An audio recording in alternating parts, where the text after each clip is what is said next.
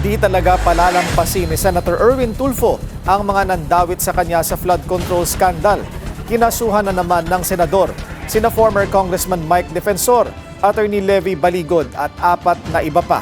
Ang detalye sa agenda report ni Joash Malimban. Nahaharap na naman sa panibagong reklamo sina Attorney Levy Baligod, former Congressman Mike Defensor at 2 sa 18 Maneta Boys. Ngayong araw kasi, nagsampa muli ng grave oral defamation complaint sa Mandaluyong City Prosecutor's Office si Senator Erwin Tulfo. Kaugnay pa rin yan ng mga paratang na tumanggap daw siya ng mali-maletang kickbacks sa DPWH infrastructure projects.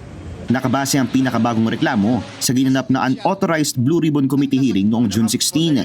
Paninindigan ni Tulfo, pawang kasinungalingan ang mga alegasyon at may layon lang aniyang sirain ang kanyang pangalan. Bilang party list representative daw kasi noong 19 Congress, hindi naman siya nagkaroon ng kahit na anong infrastructure project. Ito ko tatanggap ng maleta. Wala nga akong flood control. Sana nung unang hearing ko lang ng flood control, nandun yung pangalan ko.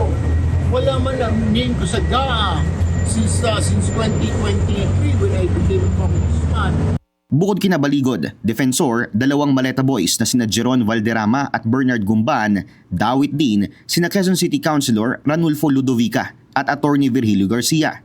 Una na naghain si Tulfo ng defamation complaint laban sa 3 Maleta Boys noong nakaraang buwan.